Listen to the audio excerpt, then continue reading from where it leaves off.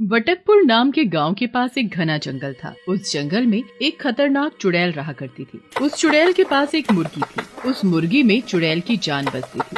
अगर उसे खरोच भी आ जाती तो दर्द चुड़ैल को होता था। एक दिन वो मुर्गी चुगते चुगते जंगल के बाहर वाली सड़क पर चली जाती है। तभी सामने से एक साइकिल सवार नशे में धुत चला आ रहा था। उसने अचानक उस मुर्गी पर साइकिल चढ़ा दी। मुर्गी तड़पने लगी। नहीं, नहीं, ये नहीं हो सकता। मेरी मुर्गी को कुछ नहीं हो सकता। मैं वापस आऊंगी, जरूर आऊंगी। जिसने भी मेरी मुर्गी को मारा मैं उसे नहीं छोड़ूंगी। इतना बोलकर मुर्गी और चुड़ैल दोनों मर जाते हैं। पर मरते मरते मुर्गी 3 अंडे दे जाती है। सड़क के बीचों बीच अब वो 3 अंडे रखे थे। सुबह के समय जगन अपनी बैलगाड़ी में बैठकर वहाँ से जा रहा होता है। तभी उसकी नजर उन 3 अंडों पर पड़ती है। ये तो अंडे हैं। बीच रास्ते में किसने रखे होंगे ये अंडे? देखने में कुछ अजीब से हैं ये। कौन पक्षी के होंगे ये अंडे?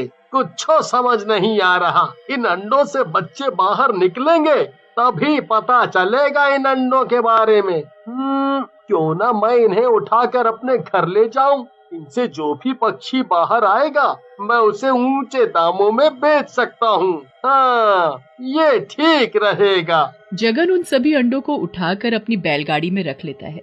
घर पहुँचते ही वो उन अंडों को अपनी पत्नी गौरी को संभाल कर रखने के लिए दे देता है। आधी रात को वो अंडे बहुत बड़े हो जाते हैं। सुबह जब गौरी की नजर उन अंडों पर पड़ती है तो उसकी चीख निकल जाती है। ये अंडे कल तक तो इतने से थे, पर एक ही रात में उतने बड़े कैसे हो सकते हैं? सुनो जी जल्दी आओ यहाँ, देखो तो जरा। जगन दौड़ता हुआ आता है और वो भी हैरान रह जाता है उन अंडों को देखकर। ये तो बहुत ही बड़े हो गए एक ही रात में। मुझे तो लगता है कि ये अंडे कोई मामूली अंडे नहीं है। ये कोई जादुई अंडे हैं। जरूर इनके अंदर कोई खास पक्षी निकलेगा। हाँ। जैसे ही जगन और उसकी पत्नी उन अंडों को हाथ लगाते हैं वो तीनों अंडे तभी फूट जाते हैं। फूटते ही उनमें से 3 चुड़ैल बाहर आती हैं। इसमें से पक्षी नहीं, इसमें से तो चुड़ैल बाहर निकल कर आई है, वो भी 3-3। भगवान, मैं ये क्या आफत उठा लाया। अब हमारा क्या होगा? बचा ले हमें इन चुड़ैलों से। बहुत दिनों से बंद थी हम इसमें। अभी हम सब बहुत कमजोर हैं। ताकत लाने के लिए हमें इन दोनों को खाना ही होगा और फिर धीरे धीरे हम पूरे गांव को खा जाएंगे। तीनों चुड़ैल गौरी और जगन के शरीर का पूरा मांस नोच नोच कर खा जाती हैं और हड्डियां वहीं फेंक देती हैं। तुम लोग खाने के चक्कर में कहीं बदला मत भूल जाना। जिसने मेरी प्यारी मुर्गी को मारा मैं उसे कच्चा चबा जाऊंगी। तभी तीनों चुड़ैल उन अंडों में वापस छुपकर बैठ जाती हैं। तीनों अंडे फिर से छोटे हो जाते हैं और रमन की मुर्गियों के अंडों के बीच पहुंच जाते हैं। थोड़ी ही देर में वहाँ रमन की पत्नी ललिता आती है सभी अंडे उठाने। ये क्या, अभी थोड़ी देर पहले तो यहाँ 8 अंडे थे पर अब 11 कैसे हो गए? मैं भी क्या सोचने लगी। ये तो अच्छी बात है, अंडे बढ़े ही हैं, घटे तो नहीं। ललिता एक एक करके सभी अंडे उठाकर टोकरे में रख देती है और उस टोकरे को उठाकर रसोई घर में। अगले दिन वो 3 अंडे बहुत बड़े हो जाते हैं। हाय दैया, इतने बड़े अंडे! सुनो जी, जरा रसोई घर में तो आइए जल्दी। ललिता की आवाज सुन उसका पति किशन लाल दौड़ा चला आता है। अरे क्या हुआ? ऐसे आवाज क्यों दी? ठीक तो हो ना तुम? मैं ठीक हूँ, जरा उधर देखो उधर। कल वो अंडे इतने से थे और आज इतने बड़े। ये अंडे ही हैं या कुछ और?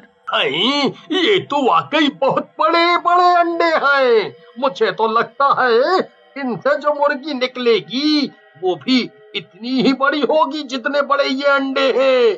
अब मुझसे सब्र नहीं होता। मुझे बड़ी मुर्गी देखनी है। मैंने कभी नहीं देखी इतनी बड़ी मुर्गी। ललिता और किशनलाल उन तीनों अंडों को तोड़ देते हैं। तीनों अंडों के टूटते ही उनसे चुड़ैल बाहर आ जाती है और किशनलाल की गर्दन पकड़ लेती है। चुड़ैल, चुड़ैल, कोई बचाओ, यहाँ चुड़ैल है। हे भगवान, मैं अपने पति को कैसे बचाऊं? ललिता, ये अंडे चुड़ैलों के थे। इन चुड़ैलों के अंडे को तुम कहाँ से उठा कर लाई थी? अरे छोड़ दे वो चुड़ैल, छोड़ दे। अब तुम दोनों हमारी खुराक बनोगे। मैं सबसे पहले तुम दोनों की आंखें निकाल कर खाऊंगी। फिर भेजा। ललिता और किशनलाल कुछ बोलते उससे पहले ही तीनों चुड़ैल आपस में उन्हें तोड़ मरोड़ कर खा जाती हैं। अगले दिन कुछ औरतें कुएं पर पानी भर रही होती हैं। कई दिन से गौरी दिखाई नहीं दे रही, वो तो हमेशा हम सबसे पहले पहुंच जाती थी कुएं पर। मैं भी यही सोच रही थी, पता नहीं क्या बात है, जगन भाई भी दिखाई नहीं दे रहे कई दिन से। मुझे कुछ ठीक नहीं लग रहा, हमें उनके घर चलकर देखना चाहिए आखिर बात क्या है। हाँ तुमने सही कहा बहन, चलो अभी चलते हैं। मीनाक्षी और रेखा अपना मटका छोड़ गौरी के घर पहुँचते हैं। घर में घुसते ही वो दोनों हैरान रह जाती हैं और बहुत डर भी जाती हैं, क्योंकि उन दोनों ने वहाँ इंसान की हड्डियाँ पड़ी देखी। ये सब क्या है और ये हड्डियाँ कैसे आई? गौरी कहाँ हो तुम? ये तुम्हारे घर में क्या हो रहा है? जल्दी आओ। मैंने पूरा घर अच्छे से देख लिया पर गौरी और जगन भाई कहीं नहीं दिखे। इसका तो ये मतलब है कि उन दोनों को किसी ने मार डाला है। शायद ये हड्डियाँ उन्हीं की हैं। ओह, इतनी बेरहमी से कौन मार सकता है इन्हें? जिसने भी मारा है इन्हें ये उसने अच्छा नहीं किया, उसे तो सजा मिलनी चाहिए। हमें अभी सबको बताना होगा, चलो जल्दी। मीनाक्षी और रेखा पूरे गांव को इकट्ठा कर लेती हैं और उन सबको वो बताती हैं जो उन्होंने गौरी के घर में देखा। सबने देखा फिर उन हड्डियों को वहाँ पड़े हुए। गांव वाले आपस में बात कर ही रहे होते हैं, तभी चंदू हाफता हुआ आता है वहाँ। वो वहाँ किशनलाल के घर। क्या हुआ? आगे भी कुछ बोलोगे? हाँ, क्या हुआ किशनलाल को? ठीक तो है ना वो? मैं अभी उसके घर से ही आ रहा हूँ। वहाँ मैंने इंसानों की हड्डियाँ पड़ी देखी। मैंने किशनलाल और उसकी पत्नी को बहुत आवाजें लगाई और वो मुझे कहीं नहीं दिखे। ऐसा कौन है जो हमारी पीठ पीछे ये सब कर रहा है? वो हमारे गांव के लोगों को बेरहमी से मार रहा है। हड्डियाँ देखकर तो ये लगता है जैसे किसी ने उन्हें नोच नोच कर खाया हो। जरूर हमारे गांव में कोई राक्षस घुस आया है। सरपंच जी, इस गांव की मदद कीजिए, बचा लीजिए सबको। सरपंच सभी को अपने अपने घर में रहने की सलाह देता है। सभी लोग बहुत डरे हुए थे। गांव का कोई भी आदमी काम करने खेतों पर भी नहीं जा रहा था। गांव के सभी लोग कई दिन तक घर से बाहर ही नहीं निकले। अब तो घर में खाना पानी सब खत्म भी हो चुका था। कितने दिन हो गए, सरपंच ने अभी तक कुछ नहीं किया। हम ऐसे कब तक घर में छुप कर बैठे रहेंगे? ऐसे तो हम भूखे प्यासे मर जाएंगे। घर में अनाज खत्म होने को आया और आज तो पीने के लिए पानी भी नहीं है।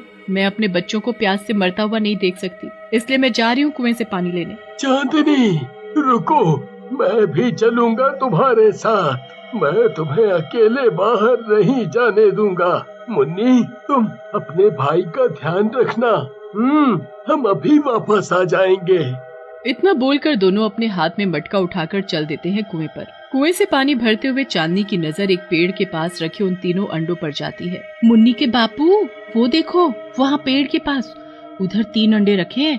शायद किसी मुर्गी ने दिए हैं। ये यहाँ ऐसे पड़े रहे तो खराब हो जाएंगे या अपने आप टूट जाएंगे। आप ऐसा करिए, उन्हें उठा लाइए। आज हम अपने बच्चों को ये अंडे बनाकर ही खिलाएंगे।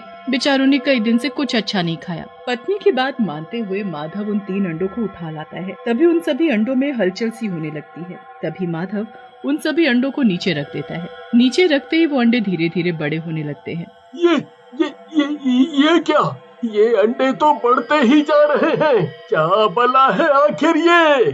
तभी उन अंडों से चुड़ैल बाहर आ जाती है। चुड़ैल को देखते ही चांदनी की चीख निकल जाती है। चीख सुनते ही सभी गांव वाले अपने अपने हाथों में लाठियां लिए बाहर निकल आते हैं। वो सब भी हैरान रह जाते हैं। इतने सारे लोगों को देखकर बहुत ही अच्छा लग रहा है। अब हमें किसी को भी छिपकर मारने की जरूरत नहीं। ये तो खुद ही अपने घरों से बाहर आ गए। अब सब समझ आ गया। उन सभी को तुम तीनों ने मार कर खाया है। अरे तुम्हारा क्या बिगाड़ा था उन सभी ने? क्योंकि इनमें से किसी एक ने मेरी प्यारी मुर्गी को मार डाला था। उस मुर्गी के मरने से मैं भी मर गई थी, पर मरते हुए मैं इन 3 अंडों में समा गई। अब हम एक नहीं 3 हो गई। तभी तीनों चुड़ैल अपने हाथ में एक एक आदमी को पकड़ लेती हैं। तभी पीछे से मंदिर का पंडित आकर उन सभी चुड़ैलों पर मंत्र के साथ गंगा जल का छिड़काव कर देता है। गंगा जल की छींट पड़ते ही तीनों चुड़ैल गायब हो जाती हैं। मैंने गंगा जल छिड़क कर बस उसे मुक्ति दिलाई है। पंडित की समझदारी की वजह से पूरे गांव की जान बच जाती है।